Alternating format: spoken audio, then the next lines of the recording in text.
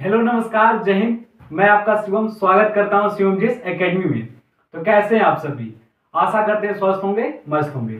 तो आज का टॉपिक होगा पहलगाम आतंकी हमला।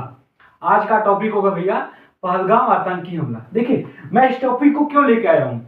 अभी 2025 में पहलगाम आतंकी हमला हुआ था। देखिए मैं पहले कुछ कहानियों के माध्यम से आगे पहले कुछ समझा दूं, उसके बाद इस टॉपिक को हम लेके आगे बढ़ेंगे। ठीक है, तो देखिए मैं पहले कुछ कहानियां बताता हूं, उसके बाद मैं आपको इस टॉपिक को पढ़ाऊंगा। ठीक है, देखिए हमारा देश 1947 में आजाद हुआ था। हमारा देश 1947 में आजाद हुआ था, जो कि भारत दो भागों में बट गया। भारत दो भागों में बट गया। एक तो जो भारत था वो भारत था ही, और एक भारत बट गया पाकिस्तान, जो कि भारत का एक हिस्सा है। तो अंग्रेज जब जा रहे थे तो भारत में बहुत से राजवंश थे, बहुत से राजा थे। तो अंग्रेजों ने कहा कि देखिए भैया, राजवंशों को बोला कि देखिए आप या तो भारत में मिलना चाहते हैं तो भारत में मिल जाइए, या तो आप पाकिस्तान में मिलना चाहते हैं तो पाकिस्तान में मिल जाइए, अन्यथा आप दोनों में नहीं मिलना चाहते हैं तो आप स्वतंत्र रहिए।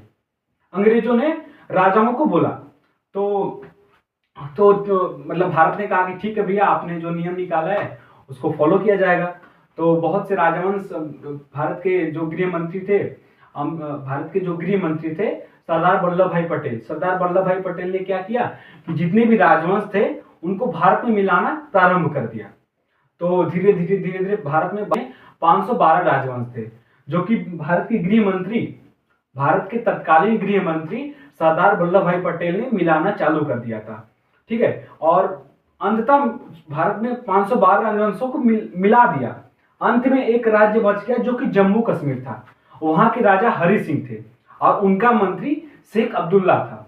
जब सरदार वल्लभ भाई पटेल ने जम्मू कश्मीर को मिलाना चालू किया और जम्मू कश्मीर के जो राजा थे उनसे परमिशन लिया कि देखिए भैया आप भारत में मिल जाइए, तो राजा हरि सिंह का जो सेनापति था शेख अब्दुल्ला, चाहे मंत्री बोलिए चाहे सेनापति बोलिए, जो भी एक तरह से बोली तो मंत्री मंत्री राजा हरि सिंह का मंत्री था शेख अब्दुल्ला।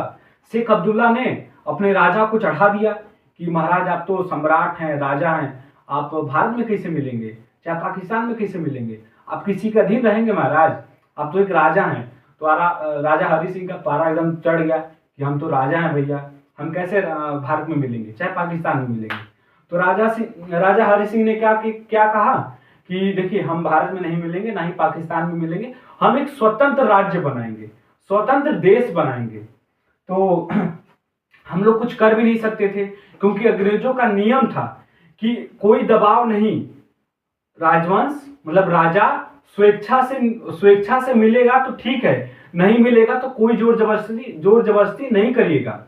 ठीक है, तो सरदार वल्लभ भाई पटेल कुछ कर भी नहीं सकते थे। तो क्या कहा भैया, तो जैसे हम लोग गए राजा हरि सिंह के पास कि आप भारत में मिल जाइए, वैसे सेम पाकिस्तान के भी लोग गए होंगे कि महाराज आप भारत में नहीं मिले हैं, ठीक किए हैं, नहीं मिले हैं, आप हमारे मिल जाइए।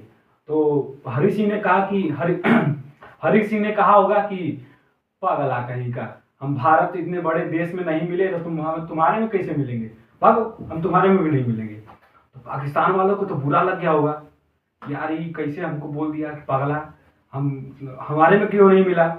तो पाकिस्तान ने क्या, देखिए जम्मू कश्मीर, देखिए भारत का नक्शा है जो कि यहाँ पे जम्मू कश्मीर है जो कि जम्मू कश्मीर है। देखिए इसको भारत का ताज बोलते हैं, ताज मतलब मुकुट बोलते हैं। भारत का ताज किसे बोलते हैं? जम्मू कश्मीर को बोलते हैं।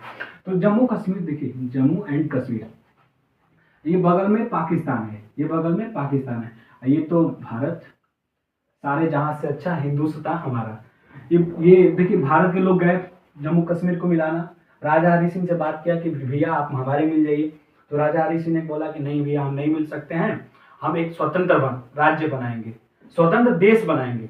ठीक है, तो हम लोग कुछ कर भी नहीं सकते थे। तो उन्होंने कहा कि ठीक है, सरदार वल्लभ भाई पटेल चले आए, ठीक है भैया नहीं मिलना चाह रहे हो, ठीक है। तो पाकिस्तान वाला भी गया, क्या कहा कि भैया देखिए राजा हरि सिंह आप भारत में नहीं मिले हैं तो ठीक किए हैं, आप हमारे मिल जाइए। तो हरि सिंह ने कहा कि पागल कहीं का, हम भारत में नहीं मिले तुम्हारे मिलेंगे, नहीं मिलेंगे तुम्हारे, भागो। तो दबे के भगा दिए।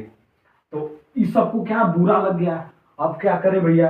तो ये जैसे हम लोग जबरदस्ती नहीं मिला सकते थे जम्मू कश्मीर को, वैसे ठीक पाकिस्तान भी जबरदस्ती नहीं मिला सकता था।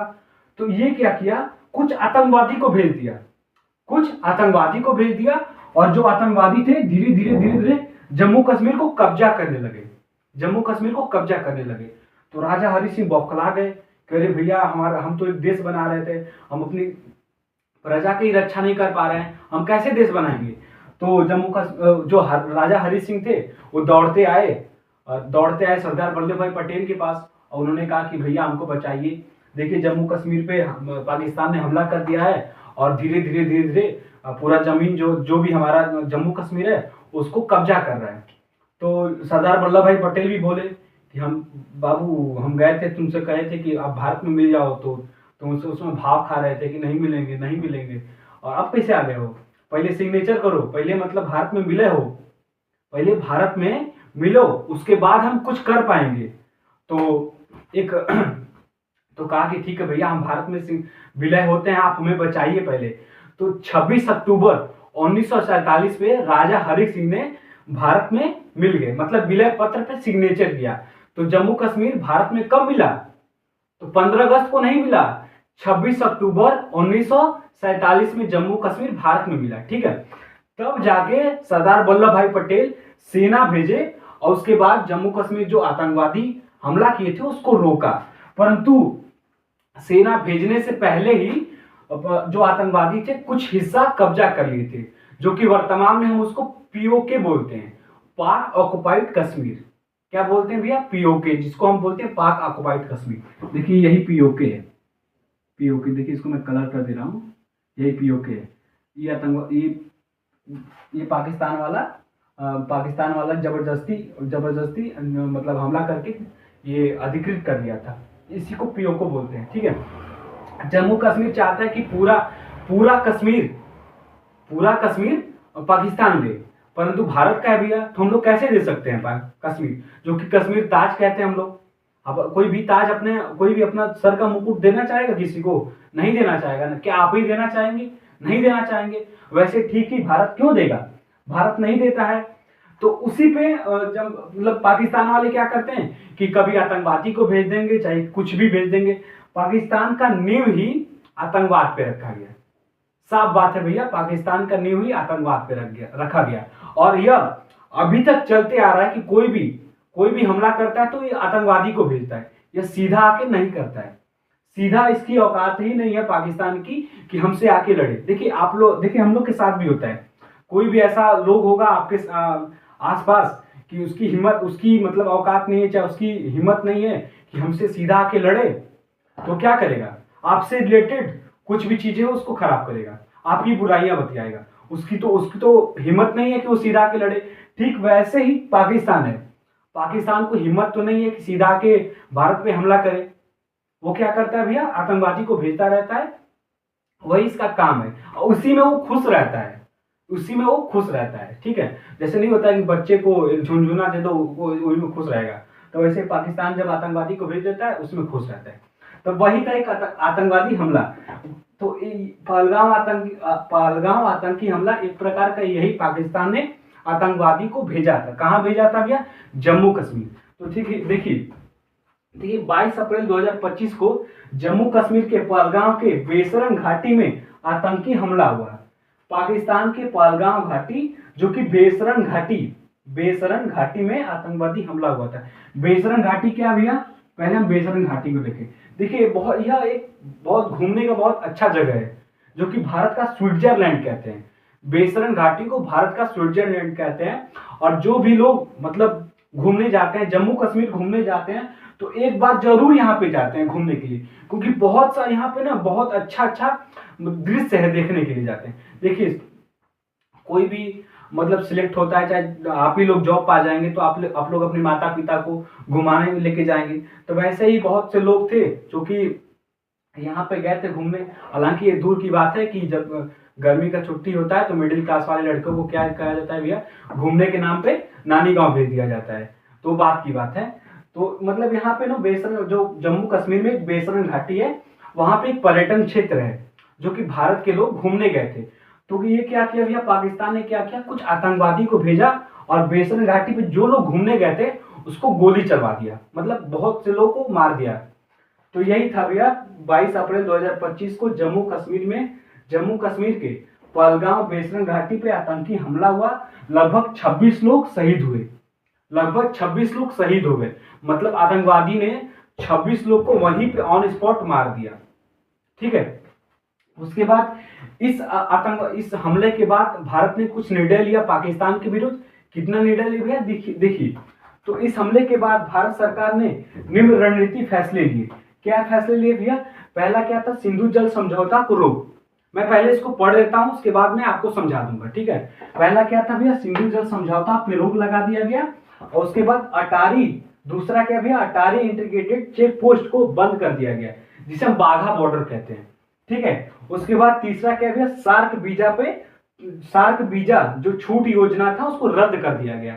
मैं पहले पढ़ दूं, उसके बाद मैं आपको समझा दूंगा, एक एक करके आपको समझा दूंगा, तो आप इत्मीनान रख के आप देखिए। उसके बाद पाकिस्तान के परसोना नॉन ग्राटा नोट थमाया गया, जो कि देखिए परसोना नॉन ग्राटा क्या भैया, देखिए दूतावास भारत में जो पाकिस्तान का दूतावास था उसको क्या कहा गया भैया कि जो भी राजदूत थे उनको बोला गया भैया कि आप 24 घंटे के अंदर चाहे 48 घंटे के अंदर आप दूतावास को छोड़कर आप अपने देश चले जाइए। देखिए, पहला क्या था भैया, सिंधु जल समझौता को रोक। सिंधु जल समझौता क्या भैया, तो 1960 में भारत के तत्कालीन प्रधानमंत्री पंडित जवाहरलाल नेहरू ने एक संधि किया था। कौन सा संधि किया था भैया? सिंधु जल समझौता किया था। देखिए, सिंधु जल समझौता क्या भैया, तो सिंधु जल समझौता क्या भैया, तो सिंधु जो नदी की पानी है जो जिसका 80%, सिंधु जल समझौता कब हुआ था, तो 1960 में हुआ था। उस समय भारत के प्रधानमंत्री कौन थे, तो पंडित जवाहरलाल नेहरू थे। तो पंडित जवाहरलाल नेहरू ने एक संधि किया था भारत और पाकिस्तान के बीच। कहा था कि जो भी सिंधु नदी का पानी है जिसमें 80% पाकिस्तान यूज करेगा, सिंधु नदी का पानी 80% पाकिस्तान यूज करेगा और 20% भारत यूज करेगा। इस संधि में यही था, यह समझौता में यही था। तो क्या भैया इस मतलब यह क्या फैसला लिया गया,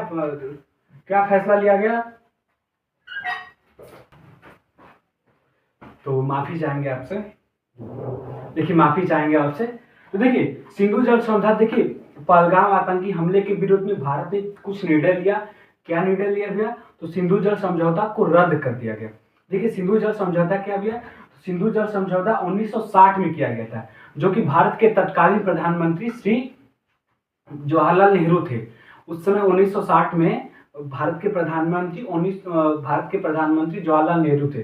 देखिए, जवाहरलाल नेहरू ने यह समझौता किया था कि जो कि सिंधु नदी का जो पानी था, देखिए मान लीजिए सिंधु नदी का पानी है, सिंधु नदी का पानी जो है उसका 80% पानी का उपयोग पाकिस्तान करेगा और 20% पानी का उपयोग भारत करेगा।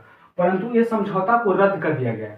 अब भारत ने कहा कि भैया देखो, हमारा जितना मन करेगा हम उतना पानी का उपयोग करेंगे, हमारा जितना मन नहीं करेगा उतना पानी का उपयोग नहीं करेंगे, वो हम फैसला लेंगे। अब हम वो नहीं है कि मतलब 20% का पानी का उपयोग ही हम करेंगे, नहीं, हमारा मन करेगा तो हम 100% पानी का उपयोग करेंगे, और हमारा मन नहीं करेगा तो हम 1% पानी का उपयोग नहीं करेंगे।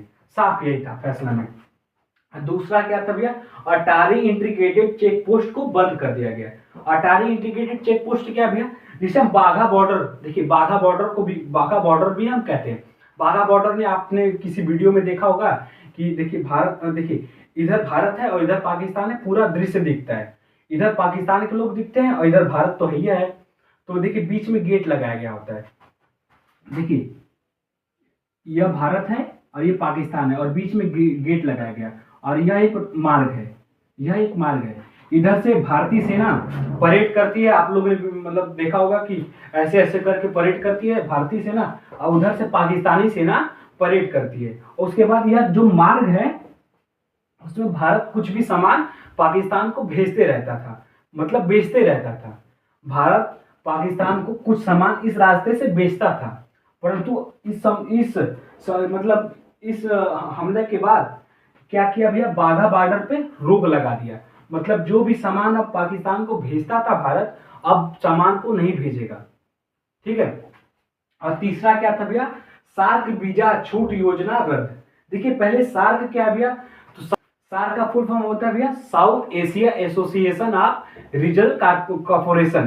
देखिए जो भी एशिया है, एशिया के जो दक्षिण दक्षिण में जो देश आते हैं उन लोगों का संगठन है सार्क। क्या भैया? तो सार्क जो एशिया एशिया एक महाद्वीप है, एशिया महाद्वीप के जो दक्षिण में जो देश आते हैं उनका एक संगठन है। एशिया के दक्षिण में कितने देश आते हैं भैया? तो 8 देश आते हैं। तो सार्क में कुल 8 देश हैं। सार्क की स्थापना 1985 में हुआ था, जो कि इसका हेडक्वार्टर, सार्क का हेडक्वार्टर कहाँ भैया? तो काठमांडू नेपाल में है। तो सार्क क्या भैया? तो सार्क एक प्रकार का एशिया दक्षिण एशिया का जितने भी देश हैं उनका एक संगठन था।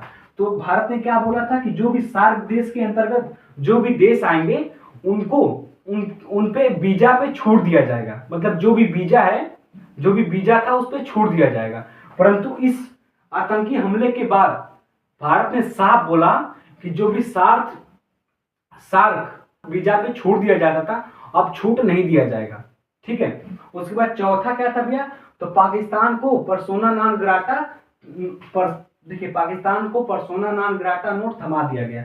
पर्सोना नॉन ग्राटा नोट क्या भैया?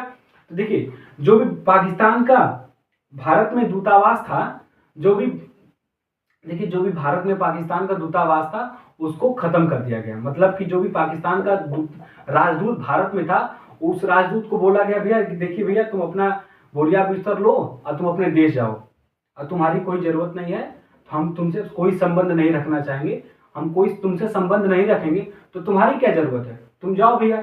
तो पाकिस्तान का जो राजदूत थे वो अपना बोरिया बिस्तर उठाए और पाकिस्तान अपने देश चले गए। तो भारत ने कुछ यही निर्णय लिए थे। उसके बाद देखिए उसके बाद क्या हुआ भैया? इस मुद्दे को भारत ने इस मुद्दे को यूएन में मतलब संयुक्त राष्ट्र में इस मुद्दे को उठाया। तो क्या था भैया? 29 अप्रैल 2025 को पहलगाम आतंकी मुद्दे को संयुक्त राष्ट्र सुरक्षा परिषद यूएनएससी जिसे बोलते हैं यूनाइटेड नेशन सिक्योरिटी काउंसिल में उठाया। देखिए यूएनएससी क्या भैया? संयुक्त राष्ट्र सुरक्षा परिषद क्या है? संयुक्त राष्ट्र परिषद। उसके बाद पहले देखिए संयुक्त राष्ट्र सुरक्षा परिषद क्या है, पहले हम ये जान लें कि संयुक्त राष्ट्र क्या है, उसके बाद उसकी सुरक्षा परिषद को जानेंगे। देखिए संयुक्त राष्ट्र क्या भैया? जिसको हम इंग्लिश में बोलते हैं यूनाइटेड नेशन। यूनाइटेड नेशन क्या है? जो कि विश्व शांति की बात करता है, जो कि यूनाइटेड नेशन विश्व शांति की बात करता है। और यूनाइटेड नेशन कहता है कि देखिए आप लोग कोई भी देश मतलब जितने भी देश हैं वो दूसरे देश पे हमला ना करें, अपना खाए बनाए अपने पे मतलब व्यस्त रहे, किसी को ना परेशान करे ना ही वो परेशान होए। यूनाइटेड नेशन कहता है कि विश्व शांति की बात करता है और ये कहता है कि कोई भी देश किसी देश पे हमला ना करे, ना ही किसी देश का जमीन कब्जा करे, यूनाइटेड नेशन कहता है। तो यूनाइटेड नेशन का ही एक अंग है। यूनाइटेड नेशन के 5 अंग है, जिसमें से एक अंग क्या भैया? संयुक्त राष्ट्र सुरक्षा परिषद। संयुक्त राष्ट्र सुरक्षा परिषद क्या कहता है भैया? यह देखता है कि कोई देश किसी पे हमला तो नहीं कर रहा है। यदि हमला करेगा तो संयुक्त राष्ट्र सुरक्षा परिषद कहता है कि यदि कोई देश दूसरे देश पे हमला करेगा तो संयुक्त राष्ट्र में जितने देश हैं पूरे मिलके उस देश को मारेंगे। तुम क्यों उस देश को परेशान कर रहे हो? तो संयुक्त राष्ट्र सुरक्षा परिषद आप लोग को समझ में आया कि संयुक्त राष्ट्र एक प्रकार का संगठन है जो कि विश्व शांति की बात करता है। और उसमें संयुक्त राष्ट्र का 5 अंग है, जिसमें से एक अंग का नाम है संयुक्त राष्ट्र सुरक्षा परिषद। यह कहता है भैया कि कोई भी देश पे हमला ना करो, यदि तुम किसी देश पे हमला करोगे तो हम हमारे संगठन में जितने भी देश हैं पूरे देश मिलकर हम तुम्हारे पे हमला करेंगे, मतलब तुमको हम मारेंगे। ठीक है।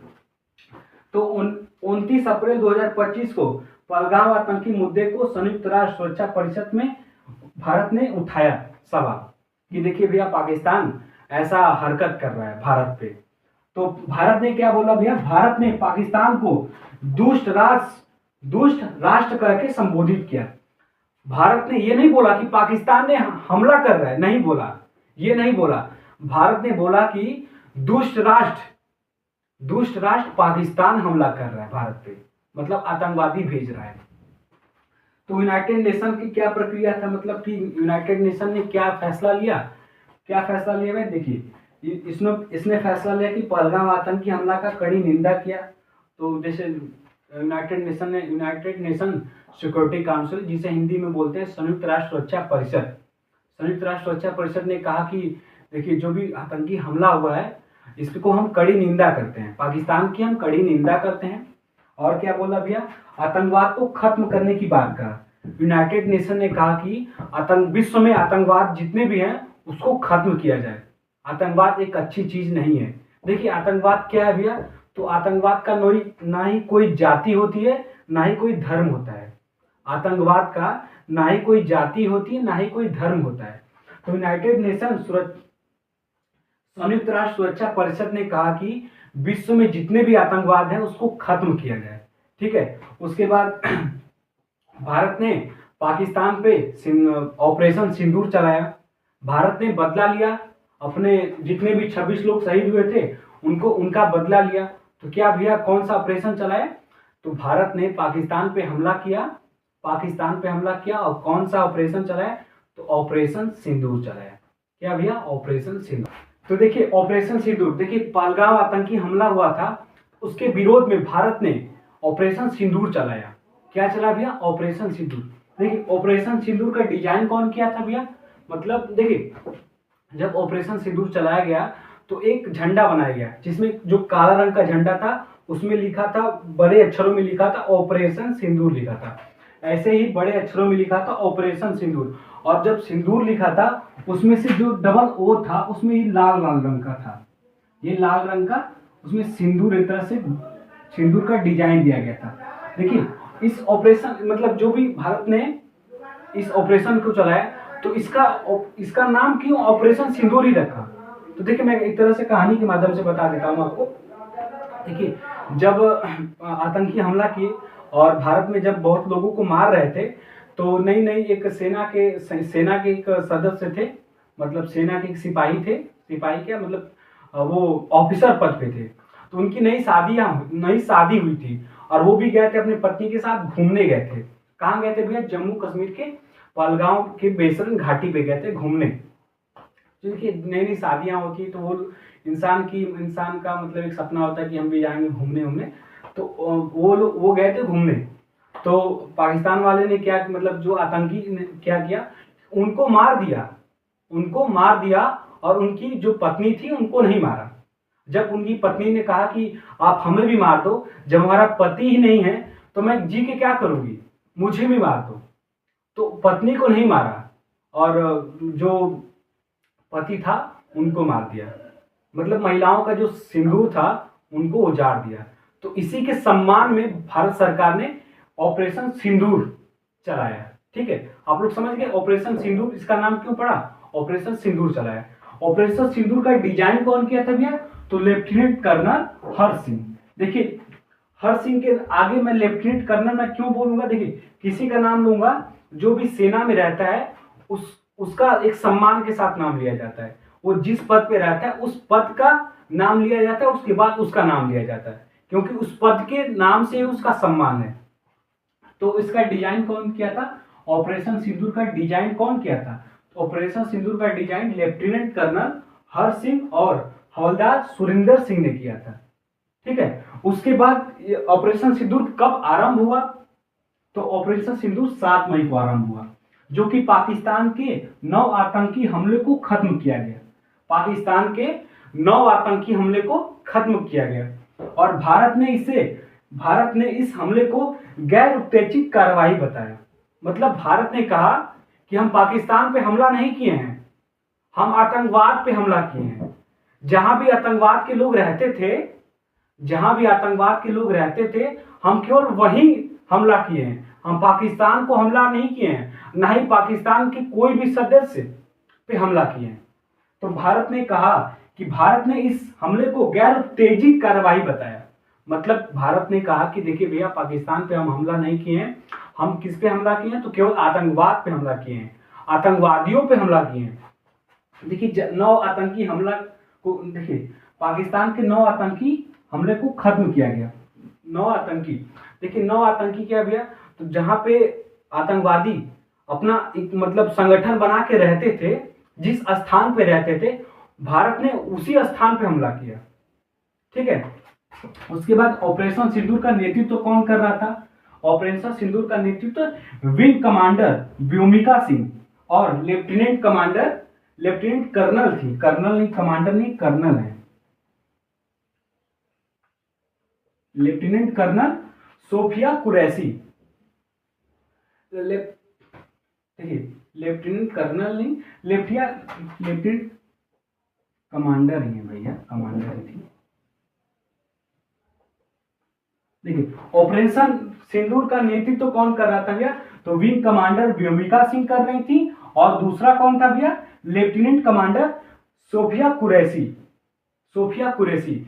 इससे हमें यह मतलब इससे हमें ये आभास होता है कि भारत की जो महिलाएं हैं वो कम नहीं है किसी से। भारत की जो महिलाएं हैं कम नहीं है किसी से, क्योंकि इस ऑपरेशन का, इतने बड़े ऑपरेशन का नेतृत्व कौन कर रहा है? दो महिलाएं कर रही हैं। कौन कौन महिलाएं कर रही हैं भैया? तो पहली का महिला का नाम क्या है भैया? Wing commander Vyomika Singh. और कौन थी भैया? Lieutenant commander Sofiya Qureshi. ठीक है। उसके बाद गृह मंत्रालय ने मॉक ड्रिल कराया। मॉक ड्रिल क्या था भैया? तो जैसे बाय डिफॉल्ट पाकिस्तान हमला करता है, तो यदि मतलब उसका जो लड़ाकू विमान है भारत में घुस जाता है, यदि वो तो घुस नहीं पाएगा, क्योंकि हम लोग के पास S-400 था। कोई भी 400 किलोमीटर के आसपास कोई भी मतलब ऐसे लगेगा कि कोई भी मतलब लड़ाकू विमान आ रहा है, तो S-400 वहीं मार के गिरा देगा। तो एक तरह से स्वयं की सुरक्षा के लिए भारत गृह मंत्रालय ने मॉक ड्रिल कराया। मॉक ड्रिल क्या था भैया? तो मॉक ड्रिल था कि मतलब भारत को एक अलर्ट था, यदि हमला होता है तो हम स्वयं की सुरक्षा कैसे कर सकते हैं, इसी को हम मॉक ड्रिल किए, मॉक ड्रिल कहते हैं। देखिए, देश के 214 जिले में मॉक ड्रिल कराया गया। तो यह क्वेश्चन बन सकता है कि मतलब भारत में जो ऑपरेशन सिंदूर हुआ था उसमें मॉक ड्रिल कितने जिलों में हुआ था? तो 214 जिलों में हुआ था। ठीक है। उसके बाद ये देखिए, यदि आप बिहार पीसीएस की तैयारी करते होंगे, चाहे बिहार से रिलेटेड कोई भी एग्जाम की तैयारी करते होंगे, तो क्वेश्चन बन सकते हैं बिहार में कि बिहार के 6 जिलों मतलब 214 भारत के 214 जिले शामिल थे जो कि मॉक ड्रिल कर रहे थे, जिसमें से बिहार में कितने जिलों में यह मॉक ड्रिल कराया गया? तो 6 जिलों में कराया गया। मैं फिर से पढ़ूं, गृह मंत्रालय ने मॉक ड्रिल करवाए, जो कि देश के 214 जिले में मॉक ड्रिल हुआ, जिसमें से बिहार के 6 जिले शामिल थे। बिहार के कितने जिले शामिल थे भैया? तो 6 जिले शामिल थे। उसके बाद ऑपरेशन सिंदूर के विरोध में पाकिस्तान ने भी ऑपरेशन चलाए। देखिए, जब हम लोग ने जो आतंकी हमले पे, आतंकवादी जो ठिकाना था उस पर हम लोग ने हमला किया, तो आतंकवादी को बचाने के लिए पाकिस्तान ने भी ऑपरेशन चलाया। कौन सा ऑपरेशन? उस ऑपरेशन का क्या नाम है भैया? तो बनियान उल मरसू। पाकिस्तान ने ऑपरेशन सिंदूर के बचने के लिए कौन सा ऑपरेशन चलाया भैया? तो बनियान अल मरसू, जिसका हिंदी होता है शीशे का दीवार। ये पहला देखो, ये ऑपरेशन भी चला है, तो क्या चला रहा है? शीशे का दीवार। अरे बाबू, एक गाना, इससे गाना याद आ रहा है कि शीशे का कैसे भैया कि पत्थर का जमाना था, नहीं, शीशे का कुछ था, पत्थर का जमाना था, टूट गया, कुछ ऐसा, मुझे गाना तो एग्जैक्ट नहीं आ रहा है। तो ऑपरेशन सिंदूर के विरोध में पाकिस्तान ने ऑपरेशन चलाया। उस ऑपरेशन का क्या नाम था भैया? तो बनियान अल मरसू, जिसका अर्थ होता है शीशे का दीवार। शीशे का दीवार पाकिस्तान लगा रहा, मतलब एक तरह से इसका अर्थ है शीशे का दीवार। अरे बाबू, हम लोग का जो 5 साल का बच्चा उठा के ढेला मारेगा, तुम्हारा शीशा फूट जाएगा। तो बताओ, इसका और ही कोनो नाम है नहीं मिला इसको। बनियान अल मरसू चला रहा है। ठीक है, जो भी चलाओ। देखिए, जब ऑपरेशन सिंदूर भारत ने चलाया, 9 आतंकी हमले को खत्म किया, तो पाकिस्तान क्या चिल्ला रहा है? पूरे देश में यह हल्ला कर रहा है कि प्रोपेगेंडा चला रहा है कि भारत ने पाकिस्तान पे हमला कर रहा है। देखिए भैया, हमने हमला नहीं किया है, भारत हम लोग पे हमला कर रहा है, भारत हम लोग को मार रहा है। तो एक प्रकार का प्रोपेगेंडा चलाया। कौन चला भैया? पाकिस्तान चलाया। चिल्ला चिल्ला के कह रहा था, देखो भैया, भारत हमको मार रहा है, भारत हमको मार रहा है। तो भारत ने जो भी प्रोपेगेंडा पाकिस्तान ने चलाया था, उसको उसका जो क्या सत्य है क्या असत्य है पूरे विश्व को बताने के लिए भारत सरकार ने 59 सांसदों का शिष्टमंडल बनाया। मतलब 59 सांसदों को विश्व में भेजा। कितने देशों में भेजा भैया? 32 देशों में भेजा। मैं पहले पढ़ दूं। भारत सरकार ने 59 सांसदों का शिष्टमंडल बनाकर दुनिया के 32 देशों में भेजा। जो कि देखिए 59 सांसद को देखिए, जब पाकिस्तान हम बहुत मतलब हल्ला कर रहा था, रो रहा था पूरे विश्व में जा जाकर कि देखो भैया भारत हमको मार रहा है, भारत हमको मार रहा है, देखो भारत हमको पाकिस्तान पे हमला कर रहा है। तो भारत ने क्या बोला भैया कि ना ही हम पाकिस्तान पे हमला नहीं कर रहे हैं, हम केवल आतंकवाद को खत्म कर रहे हैं। जो कि आतंकवाद को पनाह पाकिस्तान दे रहा है, हम वहीं पे हमला कर रहे हैं जहां पे आतंकवादी लोग ठिकाना मतलब आतंकवादी लोग रहते हैं, आतंकवादी लोग घर बना के जहां पे रहते हैं, केवल हम वहीं पर हमला कर रहे हैं, उस आतंकवादी को मार रहे हैं। तो यह बात पूरे विश्व में बता रहा था भारत भी। तो 59 सांसदों का एक संगठन बनाया, जो कि 59 सांसद थे। ये नहीं कि भाजपा की पूरे 59 सांसद थे, नहीं, यह सर्वदलीय थे। मतलब कुछ 59 सांसद में कोई भाजपा का भी था, कोई कांग्रेस का भी था, कोई बसपा का भी, मतलब बसपा का सपा का, जो भी, मतलब सर्वदलीय थे, सभी दल के नेता थे, मतलब सभी दल के सांसद शामिल थे। कितने सांसद शामिल थे भैया? 59 सांसद शामिल थे, जो कि 32 देशों में भेजा गया।